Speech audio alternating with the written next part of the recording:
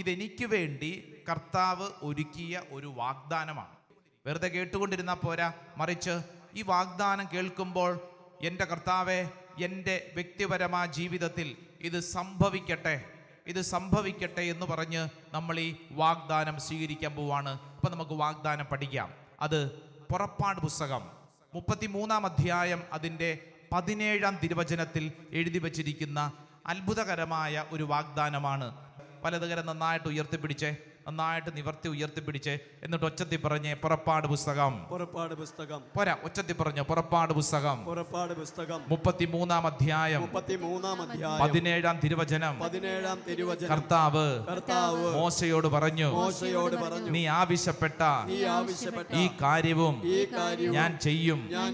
എന്തെന്നാൽ നീ എൻ്റെ പ്രീതി നേടിയിരിക്കുന്നു. നിന്നെ എനിക്ക് നന്നായി അറിയാം. ഹല്ലേലൂയ. 3 അതിപ്രധാനമായ കാര്യങ്ങളാണ് കർത്താവ് മോശയോട് പറഞ്ഞത്. ഇപ്പൊ ആരാ മോശയുടെ സ്ഥാനത്ത്? ഞാനാണ്. ഓരോ വ്യക്തിയും വിശ്വസിച്ചോണം, കർത്താവ് ഇത് ഞാനാണ്. ഈ 3 കാര്യങ്ങളും നമുക്ക് അത്രമേൽ പ്രധാനപ്പെട്ടതാണ്. ഒന്നാമത്തെ കാര്യം, നീ ആവശ്യപ്പെട്ട ഈ കാര്യം ഞാൻ ചെയ്യും. Praise the Lord. ഹല്ലേലൂയ. എന്റെ പ്രിയരെ, നമ്മളൊക്കെ ഈ ശുശ്രൂഷയിൽ പങ്കെടുക്കുമ്പോൾ എന്തെല്ലാം നിയോഗത്തോടു കൂടിയാണ് നമ്മൾ പങ്കെടുക്കുന്നത്, അല്ലേ? എന്തെല്ലാം ആഗ്രഹങ്ങളും സ്വപ്നങ്ങളും പ്രതീക്ഷകളുമാണ്. ദൂരങ്ങളിൽ നിന്നൊക്കെ നിങ്ങൾ ഇവിടെ വന്ന് ഈ ശുശ്രൂഷയിലൊക്കെ പങ്കെടുക്കുന്നു.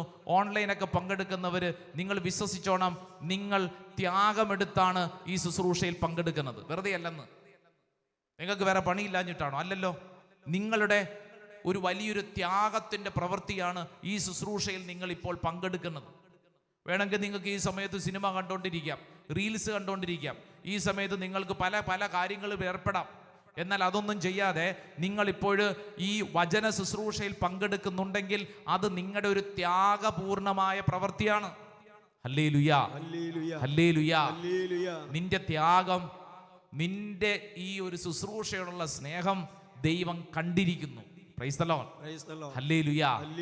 അതുകൊണ്ട് ദൈവം ഇപ്പോൾ ഈ ശുശ്രൂഷ സമയത്ത് ഈ 3 വാഗ്ദാനങ്ങൾ നമുക്ക് സമ്മാനിക്കുകയാണ്.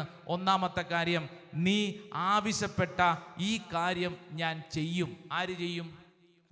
പറ, ആര് ചെയ്യും? നിന്റെ ദൈവം ചെയ്യും. നീ ആവശ്യപ്പെടുന്ന കാര്യം, ഇത് കണ്ടോ, നീ ആവശ്യപ്പെടുന്ന കാര്യം ദൈവം ചെയ്യും. Praise the Lord. അടുത്തിരിക്കുന്ന ആളോട് പറഞ്ഞേ, നീ ആവശ്യപ്പെടുന്ന കാര്യം ദൈവം ചെയ്യുമെന്ന്.